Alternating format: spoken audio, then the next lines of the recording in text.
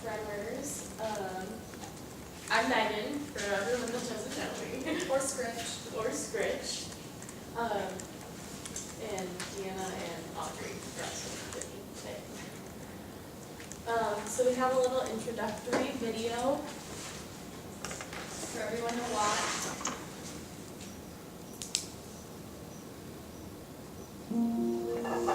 So you can see how with my right hand, things were difficult, but now I can just chop that right up. I have had essential tremor since I'm a teenager. When it first started, it's very, very mild. As time went by, it got worse. My left hand was worse than my right hand, and I am a lefty. The last few years were very embarrassing to me. I couldn't write a letter or sign my name. Cooking was very difficult, cutting or slicing. Whatever I had to do would take me 3 or 4 times longer.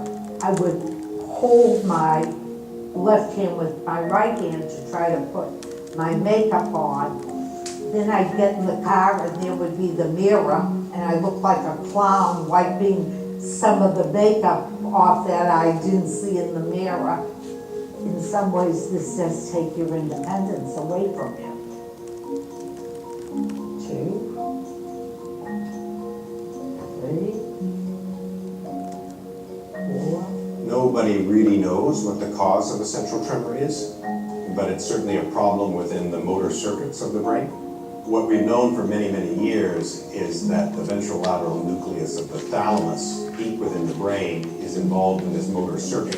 And if we can place either a small lesion in it accurately and very precisely, we can abolish the tremor. But the old way of doing it was then having to drill a hole in the head and pass an electrode probe all the way down through the brain in the thalamus.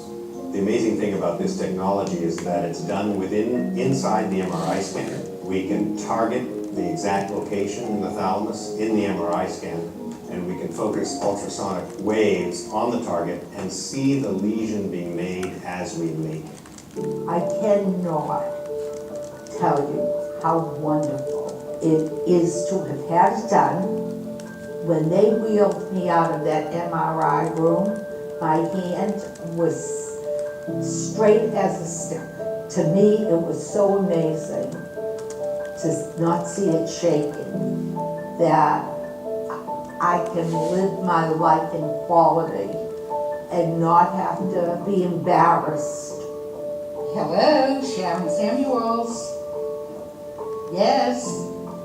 Hey, Alan, how are you? I feel like a person again. I can sign my name, I can write. This is how I eat. I go, boop, boop. Things like folding a scarf were always very hard for me. And now, how nice is that?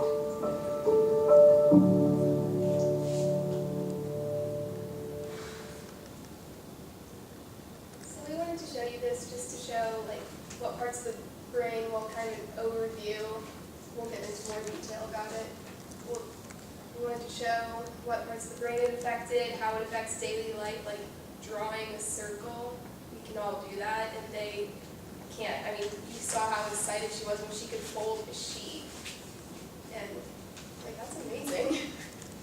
Just real quickly, we want to ask everyone, what emotions came up when you saw that video? I know when I first saw it, I was like, oh my God, I held my heart. Yeah.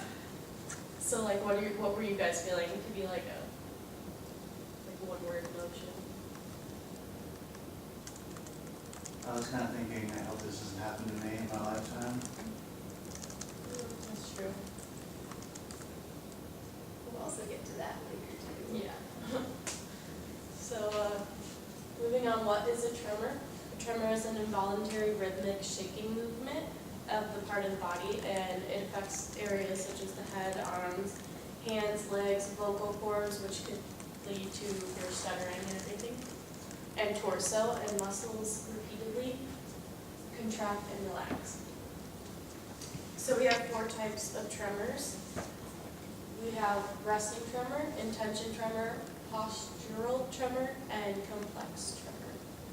And these are the main kinds of tremors, and there's others that we'll talk about later that kind of stem from these 4 main points.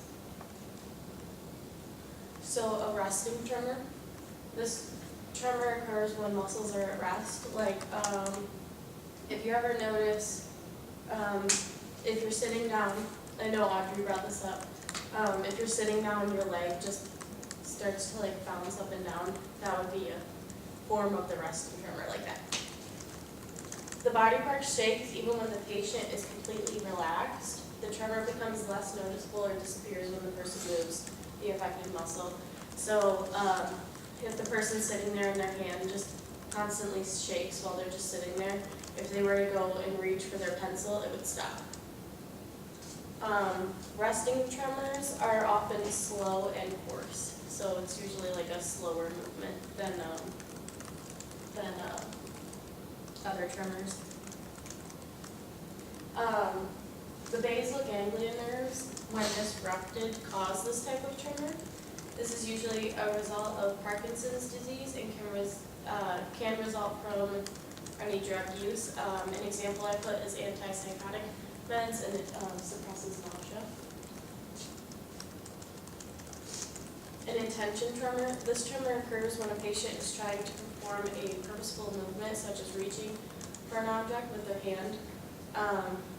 So if Audrey were to reach for her coffee mug, she would have a difficult time because she would be shaking the whole time. So kind of the opposite of what we just went over.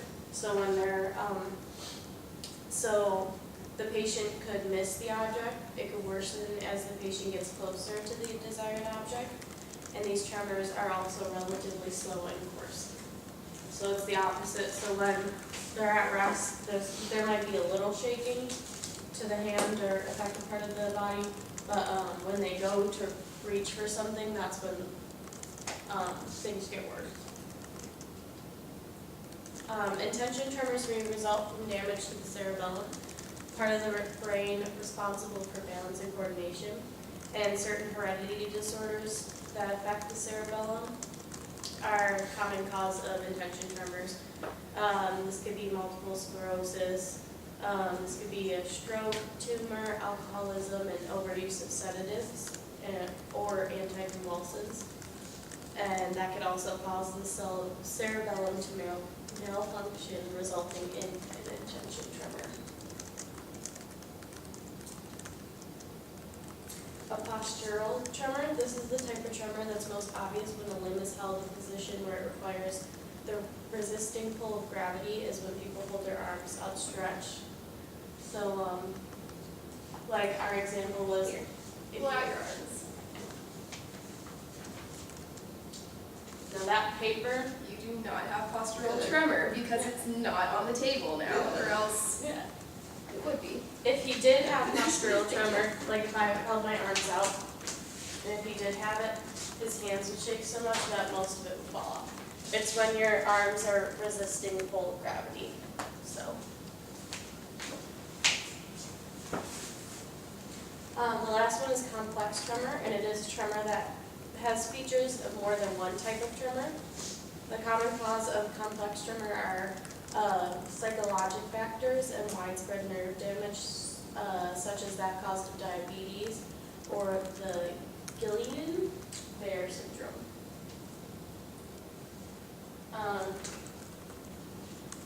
They can also be classified by what causes them. So they can be classified in psychologic, which is normal tremors that everyone has to some degree, such as I explained in the beginning, where if you're sitting there and you notice your leg is just shaking uncontrollably. Essential tremors is a common disorder that rarely causes any other symptoms. The cerebellar one is a little self-explanatory. It's caused by damage to the part of the brain called the cerebellum. Secondary is caused by a disorder or a drug. Doctors use characteristics to help classify what kind of tremor the patient is experiencing. So when they go through and you're complaining of your hand shaking too much, they're gonna ask how much the shaking is, the frequency, how wide the movement is, so the amplitude, how often the tremor occurs, how severe it is, and how rapidly it appears, and they'll use this and other characteristics to define what kind of tremor you may have. When diagnosing tremors, during a physical exam, a doctor can determine if the tremor occurs during action or at rest, and this will help him decide what tremor you've got as well. The doctor will also check for tremor symmetry, any sensory loss, weakness in muscle atrophy, or decreased reflexes. Family history may indicate if the tremor is inherited. Blood or urine tests may be used to detect diseases that may cause tremors. And diagnostic imaging using CT scans or MRIs may help determine if the tremor is a result of a structural defect or degeneration of the brain. Neurologic exams are used to assess nerve function, motor, and sensory skills.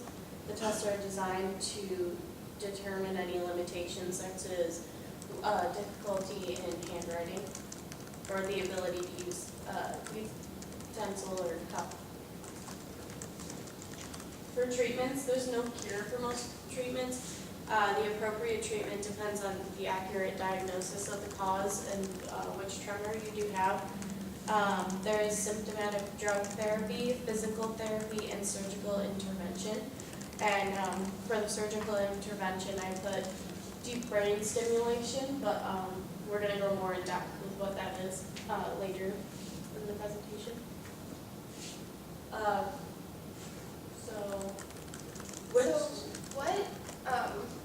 Going back to the postural, intention, complex, and the other one, which was resting.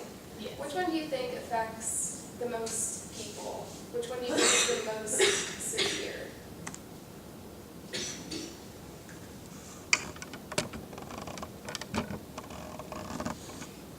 I don't know, affecting most people, but I guess the complex one would be most severe because it's just like a combination of all of them, so there's not really like a point where you could like on which one.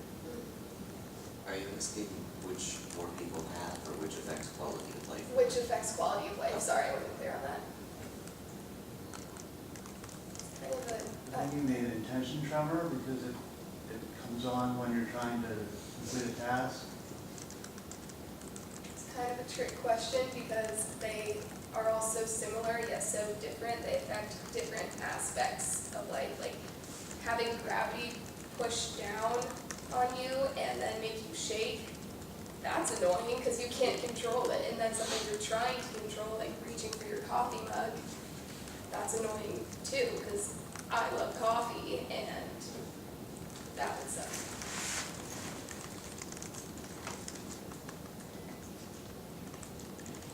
So there are a lot of deficits, but of course the most common ones that we see are physical deficits, which are disturbances in walking or gait, and bradykinesia, slow movement. This is mostly seen in Parkinson's patients with the slow shuffles, and of course the rhythmic body movements and stuttering.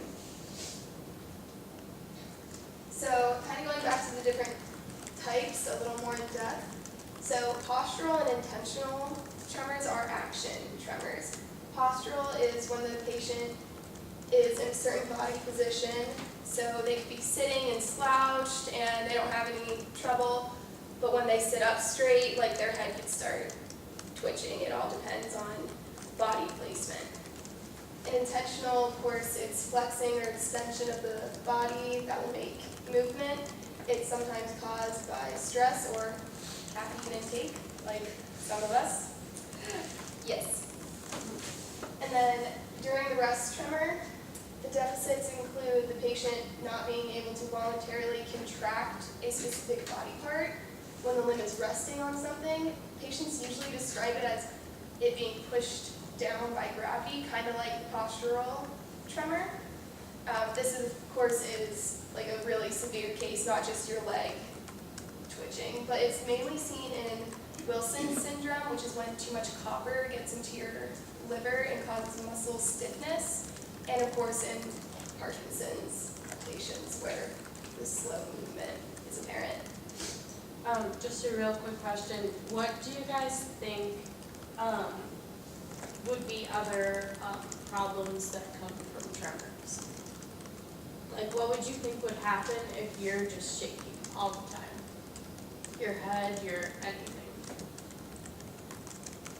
Might be hard to fall asleep. Do you think any injuries could occur? Like, if you're going to grab something like the laptop and you accidentally knock it over, you could drop it on something, so, these often lead to a lot of, other injuries, especially in the head. If you're shaking your head all the time, your neck's obviously gonna get out of place. Which kind of goes along with the task-specific kinetic tremor, kind of what Alan just said. Carrying out a voluntary task, it's part of an intention tremor, such as writing. It's mainly seen in the hands because, you mindlessly look at the hands. You're not usually looking at people's feet, but it is equally apparent in the feet. It's just commonly seen in the hands because that's what we use to write, eat, grab. And then, of course, complex tremor. The deficit is in the muscles, and they can't contract on their own. It's the most stereotypical tremor. It's the first thing you think about. When you think of tremor, you usually think of this or like this, right? That's what this is.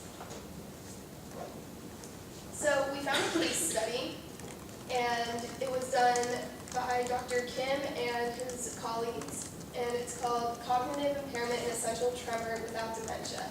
Because tremors are apparent in people with dementia, they wanted to screen for this to make sure no one had dementia. And they used 34 patients with essential tremor and 33 matched age control participants, which means they could have people aged ranged from like 18 to 80, but there would have to be one 18-year-old in the control group for every 18-year-old in the essential tremor group, and same with the 80-year-olds. So they weren't the same age, but so they were all tested for dementia. They didn't have it, and they underwent a neuropsychological evaluation, which is what the chart shows. It shows the number of subjects, the number of men, the age years, the average age, how long the essential tremor patients have had it, and all the neuropsychological evaluations. And they wanted to test for cognitive deficits, since we can't see those. So these are the results, and what we really want to look at is the attention and working memory, language function, memory function, and frontal executive function. And I don't know if you guys can really see this, but with the attention and working memory, they had to give a set of numbers to the control group and the essential tremor patients. So 3, 5, 9, 10, and they would have to repeat it back to them forward and backward. And you can see the control group did slightly better. The p-value was less than 0.001. Audrey, what specifically shows us that in this data? The digit span, that was the test. The essential tremor was 5.8. The control group was 7.8. The higher numbers are better in this case. And that's along with all the other tests I'm going to go through. The language function, there was a major difference in the control group. The control group was 73.6, and the essential tremor group was 46.3, with a p-value of less than 0.001. Yeah. What, is that like percentages of like people that did it correctly? Like what do the numbers mean? The numbers just mean what the tests were based off of. So the attention and working memory, it was based out of like 1 through 10. That was their score. The higher numbers, like 46 and 73, those are based on, Oh, so Out of they're all 100. scored on different ranges. Okay. yeah. Yeah, sorry, I should have No, that's explained that fine. more. With memory function, I found this really interesting. 3-word registration and 3-word recall, there wasn't much difference. The p-value was 0.162.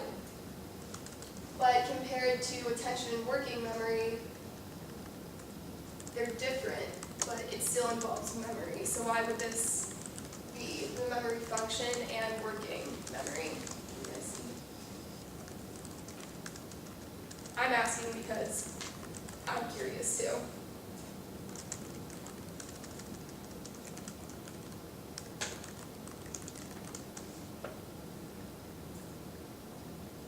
So the working memory is short-term memory, and memory function is how we process and register memories, or things that come out of the periphery.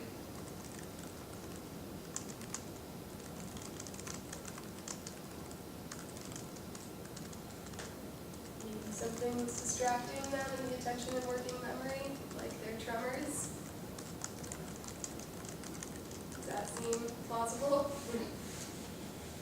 Can't keep attention if your head's bobbing around and you're trying to. Okay. So we also want to look at the calculation and visual. These were about the same, so we can assume that everyone had similar or working eyes, they had glasses, contacts, so their occipital lobe and all that functions with the cranial nerves, that seems to be intact. So that's good.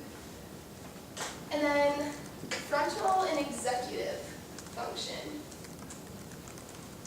I found this really interesting because the essential tremor was about the same with the control group. It had a p-value of 0.16, I believe.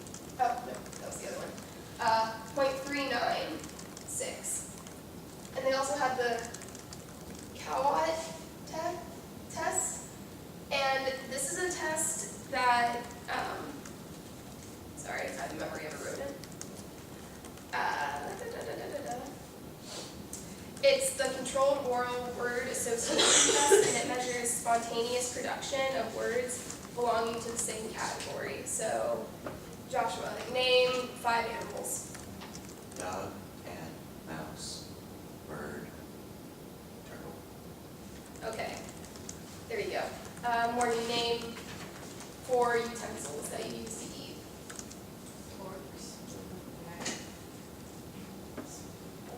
I guess I should have said 3 instead of 4. So those are normal responses. You named something in the category in less than 10 seconds, right?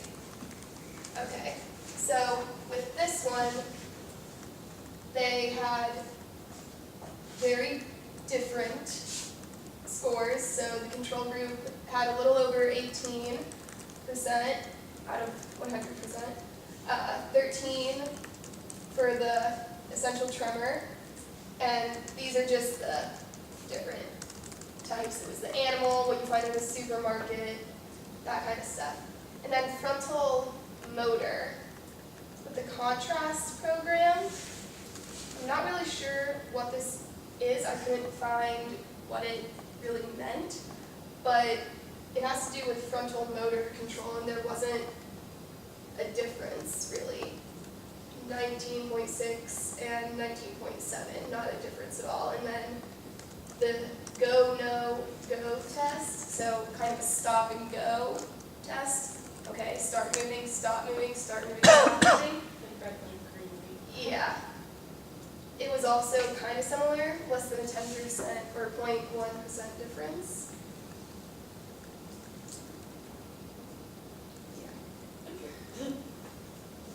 So the results, according to Kim and his colleagues, cognitive impairments were associated with essential tremors, such as the working memory and the attention, and also the language function and recall, like the Cowot test that we just did.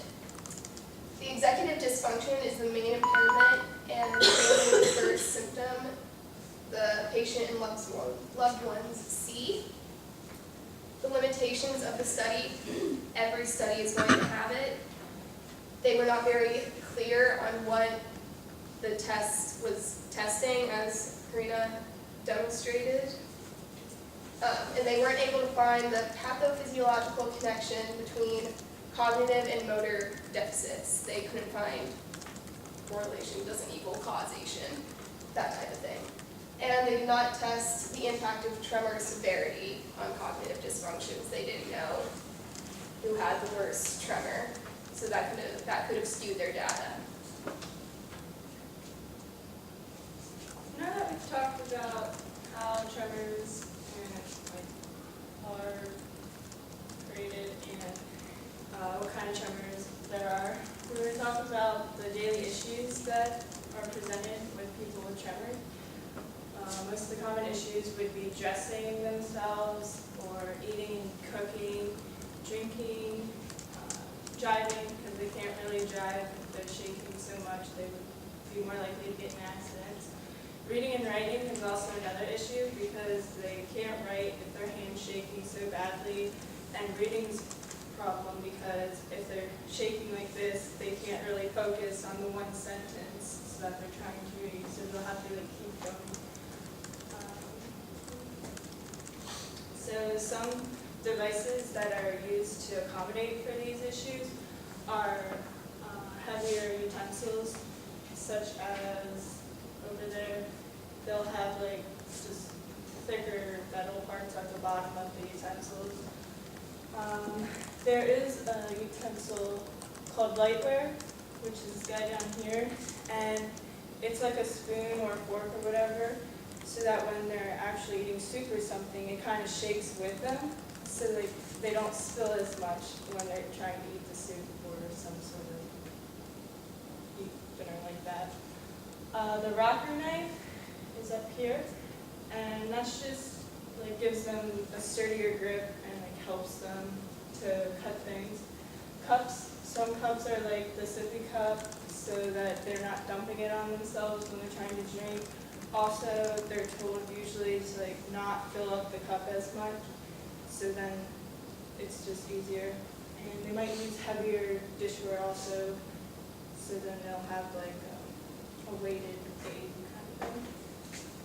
And they can also use straws, so then they're not having to actually bring the cup to their mouth. Instead, they're just drinking out of the straw, and that's just not as much of a problem. For dressing, they have weighted button aid, which is over there. So you put the head of that on a button, and you just kind of bring it through the shirt. So that makes it easier for them, because if they're shaking so much, they're not able to necessarily button themselves. Also, there are clothing companies that they can get clothes from where they don't have buttons, I think. And there's some other stuff that accommodates for them. Some typing aids, the keyboards, they have keyboards that enlarge the keys on them. So there's greater surface area, so they don't have to worry about typing the wrong key as often, because normal keyboards are somewhat small. Writing aids, these are little things that go over a pen or pencil, so it makes the pen or pencil weighted, which gives them better control over the pencil. Also, this pen over here is called Pen Again, and it just gives them a different way to write and have more control with what they're writing. Some medications are... So would you say that these assistive tools fall under the purview of occupational therapy? Yes. I know I work at multiple group homes when I go home, and some people do have tremors along with their disabilities, and we do have the spoons, what do they call them? Yeah, we call them swivel spoons. It's really fun, and I've seen them use it, and it really does make a difference. It just goes with them, and they're able to eat a lot different than they were with a regular spoon. There's a picture, I think, in the previous slide. That looks looks like a gyroscope. Yeah, he is using one. That shows it with him without, and then this is And that's swivel smooth. Kind of cool tech, isn't it? Yeah. It's kind of cool technology, isn't it? Yeah. I know we never have a knew bunch of this stuff students. existed except in script. And then another issue that would be part of their day is medication. Like they're not used to taking medication, so there would be like beta blockers to help reduce the tremors and control their heart rate. Propanol and Ambien, they're helpful in reducing the tremor symptoms. And the patients with Parkinson's disease show improvement with droxidopa. There was a study done and it showed how it reduced the patient's stiffness, gesturing tremor, and alternate hand movement. Other treatment options can include therapy. Most of the time the therapist will work with their motor control or muscle control, and also suggest for them to use just heavier utensils and objects and stuff to help with the control. And then deep brain stimulation is another option, which is pretty cool, because they basically open your skull and put in electrodes down to the thalamus, and then they have a pacemaker on your heart to control the stimulation and the involuntary movements.